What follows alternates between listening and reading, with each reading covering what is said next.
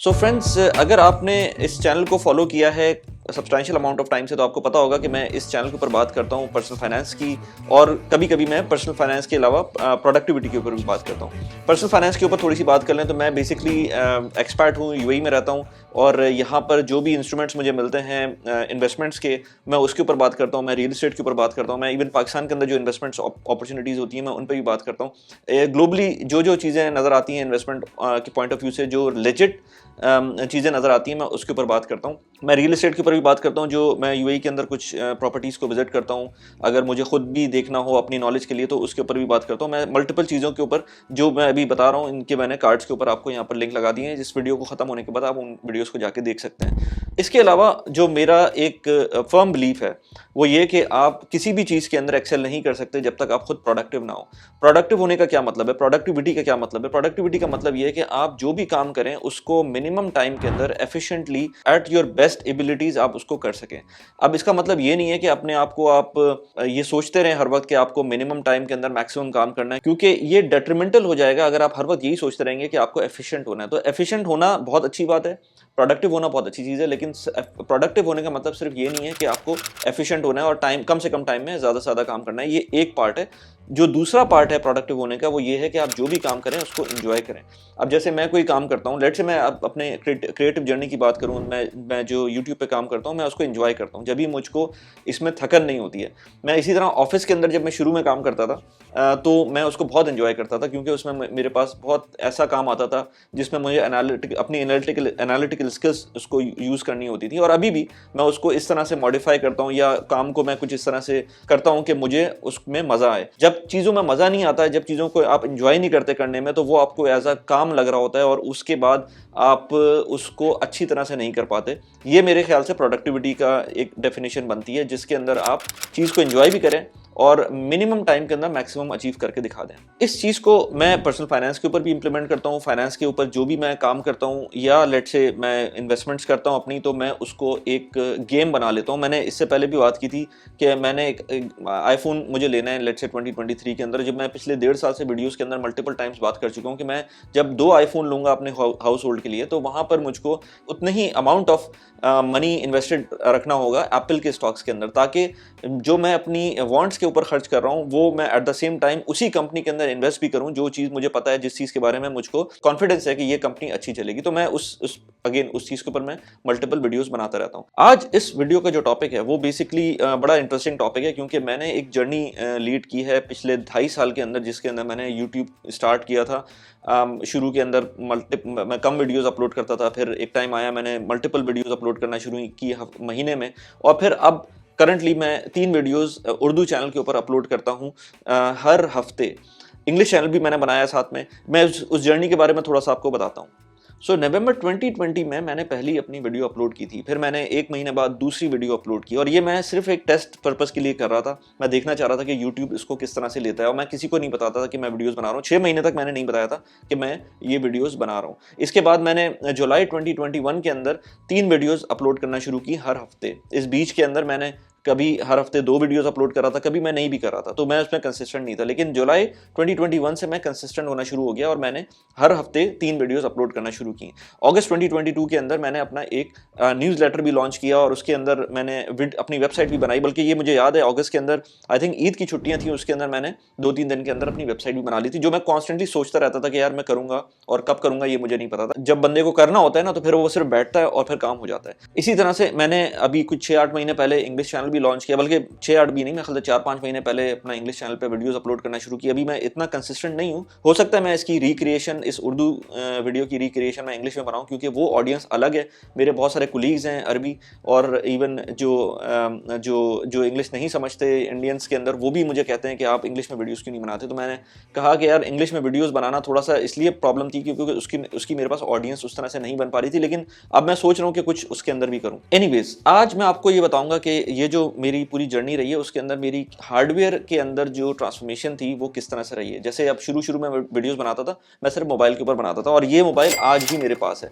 इस मोबाइल के ऊपर मैंने हमेशा से वीडियो बनाई है, ऑलमोस्ट कोई 1 साल तक मैंने, बल्कि हाँ 1 साल सवा साल तक मैंने इसी मोबाइल से वीडियो बनाई है। आज तकरीबन कोई 1 साल हो गया है मैंने मैं अभी आपको दिखाता हूँ कि ये वाला जो कैमरा है, इस कैमरे के ऊपर मैं वीडियो बना रहा हूँ और ये कैमरा मेरे पास ऑलमोस्ट कोई हो गया है मुझको तकरीबन कोई 1 साल से ऊपर जो मैं इस कैमरे से वीडियोस बना रहा हूँ।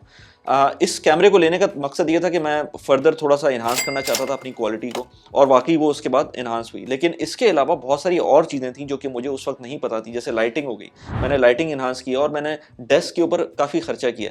मैं अभी कुछ आपको वन बाय वन इन चीज़ों के बारे में बताता हूँ, लेकिन थोड़ा सा मैं एक ओवरव्यू दे दूँ कि जब मैंने वीडियो स्टार्ट की थी तो उस टाइम पर वीडियो बनाना स्टार्ट की थी तो कोविड का टाइम था। उस टाइम पर मेरे पास कोई ऐसा अपनी वर्क डेस्क भी नहीं थी, क्योंकि कोविड के टाइम पर हम ये नहीं सोचते थे कि ऑफिस का काम हम डेस्क पे करेंगे। हम नॉर्मल सोफे के ऊपर बैठ जाते थे या लेट से हम कोई टेबल के ऊपर, नॉर्मल टेबल के ऊपर बैठ जाते थे। उसके बाद जब कोविड आया, उसके बाद वर्क फ्रॉम होम शुरू हुआ, तो मुझे लगा कि यार एक डेस्क चाहिए। तो मैंने जहाँ ये जो जगह आपको नज़र आ रही है इस वीडियो के अंदर, इस जगह पर मैंने एक टेबल रखी हुई थी और उस टेबल की फुटेज मैं पीछे लगा भी दूंगा। इस टेबल के अंदर जो इसने काफ़ी साथ दिया, तकरीबन कोई 1-1.5 साल ये टेबल मेरे साथ थी।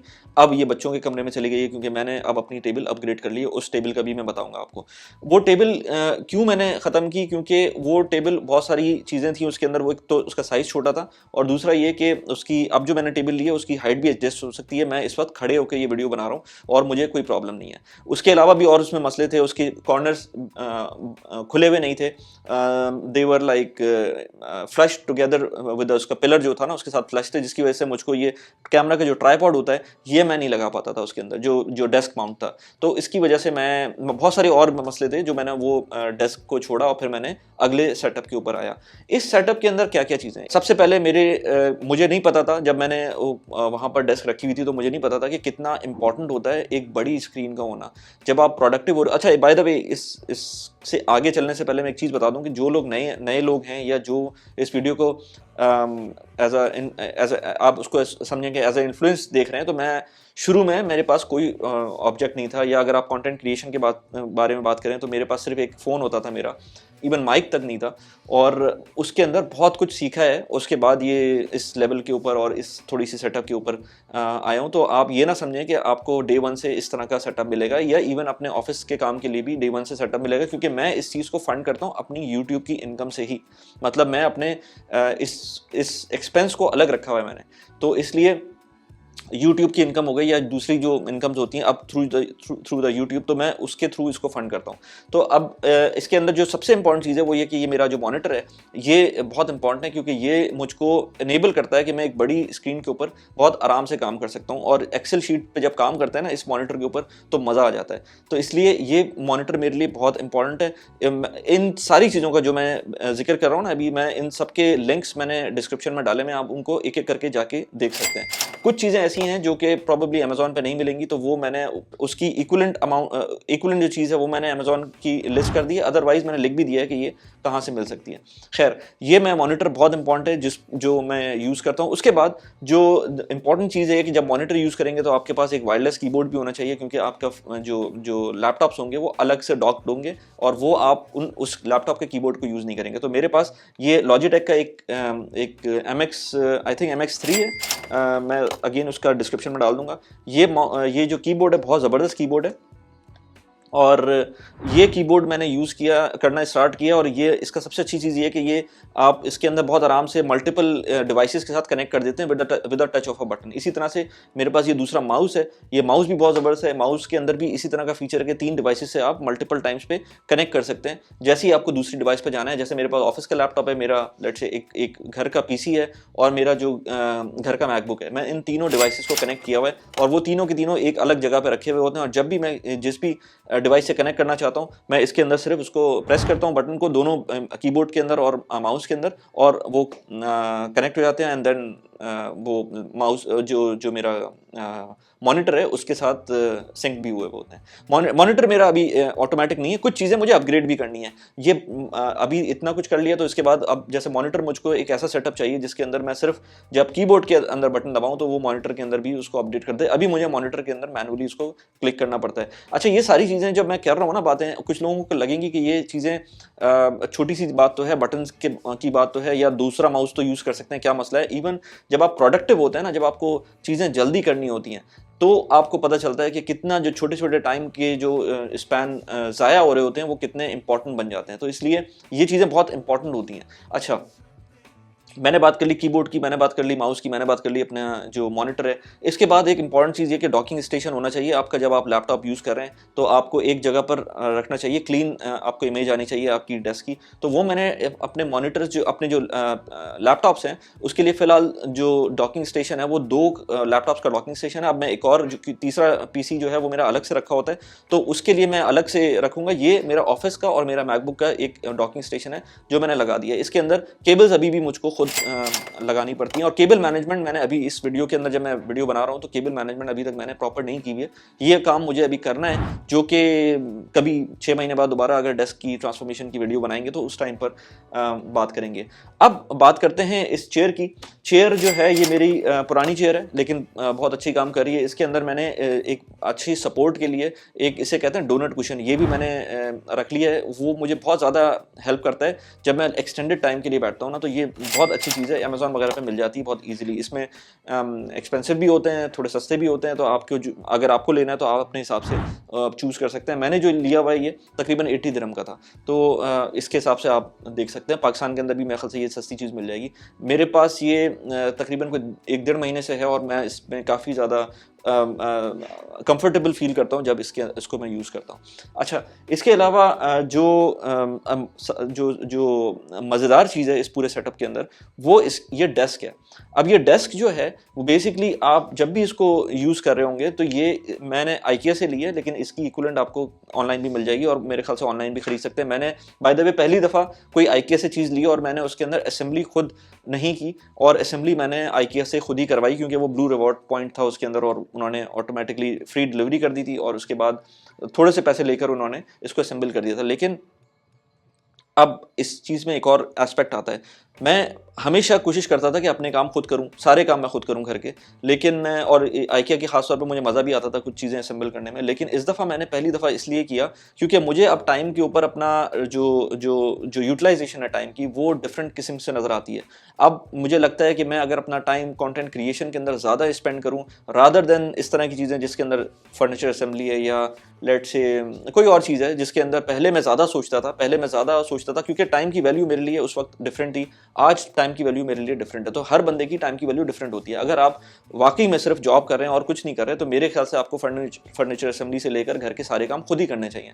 लेकिन आपका अगर सर्टेन थ्रेशोल्ड से आपका टाइम एक्सपेंसिव होता जा रहा है तो बेहतर ये है कि आप ये सारी चीज़ें आउटसोर्स करें, और ये मैंने अब आउटसोर्स करना इस तरह की चीज़ें शुरू कर दी हैं। तो ये मैंने फर्नीचर असेंबली मैंने IKEA से करवाई थी, खुद वो लोग आए थे और उन्होंने असेंबली करी थी, और वो अच्छा ही हुआ क्योंकि वो 3 लोग आए थे प्रोफेशनल्स और उन्होंने इस डेस्क को असेंबल करने में ऑलमोस्ट कोई 2 घंटे लिए थे, और कोई काम नहीं था। तीनों ने इस पे काम किया था तकरीबन 2 घंटे में। तो इसलिए मेरे ख्याल से वो वर्थ इट था। अगर मैं खुद करता तो पूरा दिन लग जाता उसके अंदर।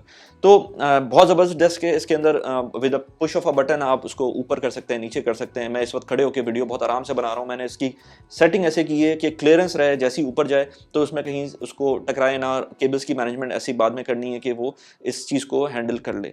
अच्छा, ये तो हो गई टेबल की बात। टेबल बहुत इंपॉर्टेंट है। टेबल तकरीबन कोई 2500 दिरहम्स की थी, जो कि मेरे ख्याल से बहुत अच्छी इन्वेस्टमेंट है। इसके बाद जो मेजर इन्वेस्टमेंट मैंने अभी रिसेंटली किया, अच्छा मैंने इसके अलावा कैमरे के अलावा मैंने ये नहीं बताया था आपको कि जो मैं कैमरे को जिस पे माउंट किया हुआ है वो ट्राइपॉड है, वो डेस्क माउंट है बेसिकली, और वो इस वक्त उसने कैमरे को भी माउंट किया हुआ है और उसके साथ मेरी एक और लाइट भी माउंट हुई हुई है, जो कि जो लाइट है बेसिकली मेरी एक की लाइट होती है। की लाइट के बारे में बात करते हैं, लेकिन एक फिल लाइट होती है। फिल लाइट मेरे पास रखी हुई है वो, और वो मैंने माउंट कर दी है। अब ये सारा सेटअप मेरा ऐसा सेटअप है कि मुझे अब इसके अंदर हिलाने की ज़रूरत नहीं पड़ती, मुझे कभी कोई ट्राइपॉड लगाने की ज़रूरत नहीं पड़ती। तो इसलिए मैं ऑन द गो होता हूँ, जैसे ही मैं बटन दबाता हूँ और मैं अपना कंटेंट बनाना स्टार्ट कर सकता हूँ। बैठ के भी बना सकता हूँ और खड़े होकर भी बना सकता हूँ। और मुझे सबसे मज़ा इस डेस्क के ऊपर इसलिए आ रहा है कि मैं खड़े होकर भी काम कर सकता हूँ। बहुत दफ़ा ऐसा होता था कि बैठे बैठे आप थक जाते थे, आपको खड़े होकर कहीं और जाना पड़ता था। अब मैं काम करने में मुझको खड़े हो जाऊंगा और मैं काम स्टार्ट करता रहूंगा। तो ये छोटी छोटी चीज़ें होती हैं जो आपके टाइम को सेव कर रही होती हैं। अच्छा, इसके अलावा अब आते हैं ये इंपॉर्टेंट चीज़ के ऊपर। ये जो फिल लाइट, जो की लाइट है, सॉरी, जो की लाइट मैंने ली है, ये तकरीबन जो पूरी असेंबली है जिसमें ट्राइपॉड आता है उसका, जिसमें उसके साथ उसकी एक्चुअल एलईडी लाइट आती है और इसका जो सॉफ्ट बॉक्स आता है, वो सब मिलाकर ऑलमोस्ट आई थिंक कोई 1600 दिरहम्स का था ये तीनों चीज़ें। और इन चीज़ों ने वाकई इसमें जान डाल दी है। और ये चीज़ मैंने आज जाके, मतलब इस महीने जाके समझिए 2.5 साल के अंदर, कि लाइट कितनी इंपॉर्टेंट है। आपको याद होगा इमरान खान ने एक इंटरव्यू में अपने कहा था, प्राइम मिनिस्टर, जो एक्स प्राइम मिनिस्टर पाकिस्तान के, उन्होंने कहा था कि लाइटिंग बहुत इंपॉर्टेंट है। और वो वाकई इंपॉर्टेंट थी, हमें भी पता था कि लाइटिंग बहुत इंपॉर्टेंट है। लेकिन जब ये लाइट आई है तो मुझे पता चला है कि कितनी इंपॉर्टेंट है। क्योंकि प्रॉब्लम ये होती है कि जब तक आप वो चीज़ यूज़ नहीं करते तब तक आपको उसकी यूटिलिटी समझ नहीं आती है। तो ये यूटिलिटी इसकी बहुत ज़बरदस्त है। और मैं अब पूरे कमरे में इस वक्त अंधेरा किया हुआ है, सामने जो है मेरी एक बैकग्राउंड लाइट्स जल रही हैं। और चाहे रात हो चाहे दिन हो, मुझे अब मसला नहीं होता कि कहाँ पर क्या स्टेटस है, कमरे में लाइट किस तरह की है या नहीं है। एक छोटी सी की लाइट कोई भी होगी, इससे छोटी भी हो सकती है, वो मैंने लगा ली है और मेरा काम चल सकता है। अब ये लाइट मैं अगर कभी पॉडकास्ट स्टार्ट करूँ, जो कि मैं सोच रहा हूँ कि अपनी पॉडकास्ट भी करूँ, कुछ लोगों को बुलाऊँ घर में और उनके साथ, क्योंकि अभी तो स्टूडियो तो है नहीं, तो घर में बुलाना होगा, तो घर में जब बुलाऊँ तो उनका सेटअप भी कुछ इस तरह से बन जाए कि इसके थ्रू मैं पॉडकास्ट कर सकूँ। अच्छा, एक चीज़ मैं बताना आपको भूल गया कि ये माइक मैंने लगाया हुआ है, ये सामने कैमरे के ऊपर भी माइक उसका माउंटेड है। मुझे एक आगे जब ट्रांसफॉर्म करूँगा 6-8 महीने बाद, तो मुझे कंडेंसर माइक चाहिए जो कि बहुत अच्छी क्वालिटी होती है ऑडियो की। लेकिन इस वक्त मेरे पास रोड का वायरलेस गो टू है, जिसके अंदर 2 लोगों के साथ मैं माउंट कर देता हूँ। मैं रियल एस्टेट की वीडियोस भी इसी पे बनाता हूँ। बहुत अच्छा माइक है, बहुत कंफर्टेबल है। मैं इस वक्त पीछे भी चला जाऊँगा बिल्कुल, तब भी कोई मसला नहीं है। मैं आगे आता हूँ, कोई मसला नहीं है। मुझे मोबिलिटी का कोई प्रॉब्लम नहीं है इस माइक के साथ। तो ये माइक बहुत ज़बरदस्त है। मैंने इससे पहले 2-3 माइक्स लिए, लेकिन मैंने एक चीज़ और कंटेंट क्रिएशन जर्नी में देखी कि आप जो चीज़ भी लें वो टॉप नॉच ले लें पहली दफ़ा में। जब आप टॉप नॉच, क्योंकि मैंने बहुत दफ़ा ऐसी चीज़ ली है कि थोड़ी सी हल्की चीज़ ली और बाद में समझ में आता है कि यार इस चीज़ का फ़ायदा नहीं है। और कुछ चीज़ें जो मैंने टॉप नॉच ली उस वक्त उनका मुझे फ़ायदा नहीं मिला, लेकिन बाद में उनको मैंने यूज़ किया। तो जब एक दफ़ा आप अच्छी चीज़ लेंगे तो वो बाद में भी अच्छी तरह से यूज़ हो सकती है। लेकिन इसका मतलब ये नहीं है कि आप हर चीज़ पे मतलब फंस जाएं कि अब मुझे यही लेनी है और उसके बगैर मैं काम नहीं करूँगा। काम मैंने आपको बता दिया कि आप सिंपल एक मोबाइल से भी स्टार्ट कर सकते हैं।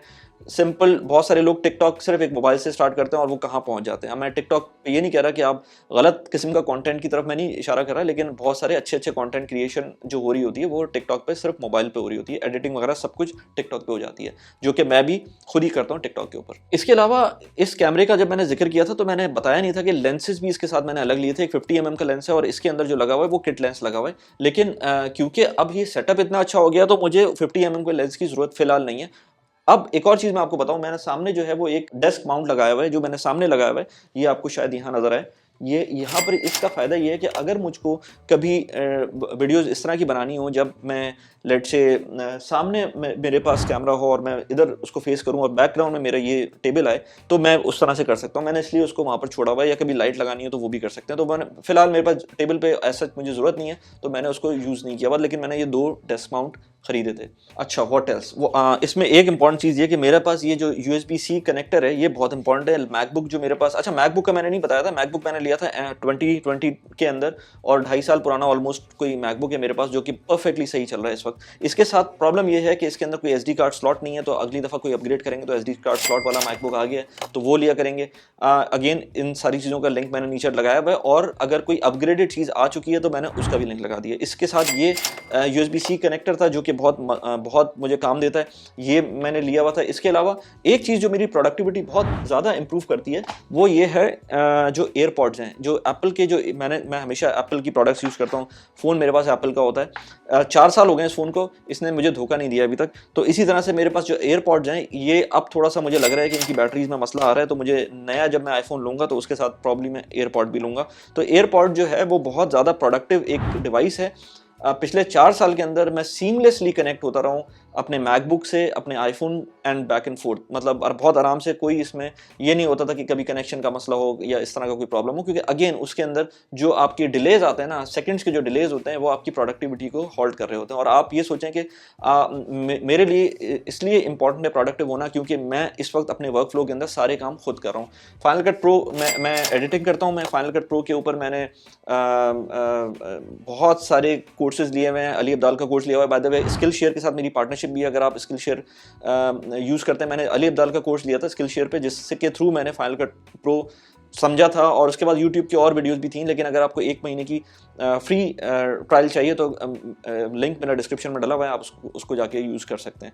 इसके अलावा GoPro भी मैंने लिया था। GoPro से मेरा फ़ायदा ये होता है कि मैं जब बाहर होता हूँ, और लेट से उस वक्त जब लाइटिंग का मसला होता था घर में, मुझे कभी कभी समझ नहीं आती थी कैसे बनाऊँ मैं वीडियो, और कभी कभी मुझे ऑन द गो चीज़ें समझ में आती थी, तो मेरे पास एक GoPro है, GoPro माउंटिंग किट के साथ गाड़ी में लगा हुआ है, और मैं जब भी दिल चाहता है मैं उसको ऑन करता हूँ, और गाड़ी चलाते हुए या कहीं रुक कर मैं उसको आराम से उसमें वीडियोज़ बना लेता हूँ। वो बड़ा प्रोडक्टिव एक इंस्ट्रूमेंट है मेरे लिए, और बहुत आराम से उसकी एडिटिंग भी हो जाती है। तो GoPro मैंने लिया था, बहुत अच्छा डिवाइस है। अगर आपको लेट से किसी भी चीज़ के अंदर, कंटेंट क्रिएशन के अंदर, तो मेरे लिए तो उसने काम किया है, लेकिन और बहुत सारी चीज़ों में वाटर रेजिस्टेंट डिवाइस है, तो आप उसके अंदर बहुत सारी चीज़ें खुद भी अपना कर सकते हैं। इसके अलावा जो फिल लाइट लगाई हुई है, इसके बारे में डिटेल मैंने थोड़ा सा लिखा हुआ था। इसके अंदर बटर पेपर मैंने लगा दिया, क्योंकि इसका जब मेरे पास अमेजोन से जब नया मैंने कंटेंट क्रिएशन स्टार्ट की थी, और उस टाइम पर मुझे नहीं पता था कि इसके साथ क्या क्या डिवाइसेस, क्या क्या चीज़ें आनी चाहिए, तो इसके साथ एक डिफ्यूज़र भी आना चाहिए था, जो कि नहीं आया था। और फिर मैंने उस पर बटर पेपर लगाया था, और बटर पेपर के थ्रू इसको मैंने डिफ्यूज़ किया हुआ है। मेरी वाइफ ने ये मुझको आइडिया दिया था कि आप ये कर सकते हैं, अदरवाइज इसकी बहुत हार्श लाइट आती है एलईडी की। तो अब ये बहुत ज़बरदस्त तरीके से काम करिए। पीछे जो आपको लाइट्स नज़र आ रही हैं, ये न्यू ईयर की लाइट्स हैं, जो मुझे यही समझ में आता है कि इसको इस तरह से प्रोनाउंस करते हैं। वो पीछे नज़र आ रही हैं, वो मैंने बैटरी बैंक से लगाई हुई है। बैटरी बैंक्स बहुत इंपॉर्टेंट है। बैटरी बैंक्स मेरे घर में ऑलमोस्ट 10 के करीब बैटरी बैंक्स हर वक्त रहते हैं, क्योंकि मेरे पास अगेन मैं टाइम नहीं ज़ाया करता। मैं इसके अंदर मल्टीपल बैटरी बैंक्स रखता हूँ अपने पास। एक ख़राब होता है, मैं उसी वक्त उसको रिप्लेस करने के लिए दूसरा ले लेता हूँ, क्योंकि मैं नहीं चाहता कि पावर सॉकेट अगर करीब नहीं है तो मैं उस चीज़ के लिए वेट करता रहूँ और कोने में जाके उस पर कनेक्ट करके बैठा रहूँ। Battery bank is something very productive, और मेरे ख्याल से हर घर में कम से कम 1-2 तो होनी चाहिए। मेरे पास ऑलमोस्ट कोई 10 के करीब हैं, 10 नहीं तो कम से कम 8-9 तो होंगे ही मेरे पास। जो मेरे पास मेरा कमरा है वो थोड़ा सा फार अवे है from the actual wifi router, तो मैंने उसके लिए एक और ऑप्शन था कि हम उसके लिए नया वाईफाई रूटर लेते और सब कुछ करते, लेकिन जब मैंने एक्सटेंडर लगाया तो वाईफाई एक्सटेंडर बहुत अच्छी तरह से काम कर रहा है। तो इस वक्त मैं जब अपना सेटअप यहाँ पर रखा हुआ है कमरे में, तो मैं हमेशा उस नेटवर्क से कनेक्ट होता हूँ जो वाईफाई एक्सटेंडर का है। तो वो भी बहुत अच्छी चीज़ है। वो भी अगर आपके घर में ये प्रॉब्लम हो कि आपको वाईफाई के सिग्नल्स में प्रॉब्लम हो रही हो, तो ये प्रोडक्टिविटी को बहुत ज़्यादा हिट करती है ये चीज़, और आपकी प्रोडक्टिविटी ख़त्म हो जाती है अगर आप इस तरह की चीज़ों में परेशान रहे ना कि वाईफाई कभी आ रहा है कभी नहीं आ रहा है। तो मैंने उस चीज़ का हल निकाला था, मैंने एक्सटेंडर ले लिया था और बहुत अच्छा काम कर रहा है। So as I said before, मैं आपको यहाँ पर जो कंटेंट बनाता हूँ वो पर्सनल फाइनेंस और प्रोडक्टिविटी से रिलेटेड होता है। मैंने मल्टीपल वीडियोस बनाई हुई हैं पर्सनल फाइनेंस से रिलेटेड। यहाँ पर मैंने एक वीडियो बनाई थी जो इनफैक्ट पॉडकास्ट है, ये मेरे एक दोस्त के साथ जो इहाब हैं, कतर में रहते हैं, हमने कतर वर्सेस दुबई के बारे में बात की थी। यहाँ पर उस वीडियो का लिंक लगा दिया है। इसके अलावा मैंने H1B वीज़े पे बात की थी, और हम यूएस में काम करने जाते हैं तो कैसे जा सकते हैं। तो एक बहुत मेरे सब्सक्राइबर हैं जो यूएस से होते हैं, मैं उनको पॉडकास्ट पे लिया था, उनसे मैंने बात की थी, खुरम भाई। यहाँ पर उस वीडियो का लिंक लगा दिया कि यूएस में कौन कौन से वीज़ाज़ हैं, किस तरह से आप यूएस में काम करने जा सकते हैं। इस पॉडकास्ट का लिंक यहाँ पर लगा दिए। कैसी लगी वीडियो प्लीज़ मुझे बताइएगा। Thanks for watching the video. Bye bye.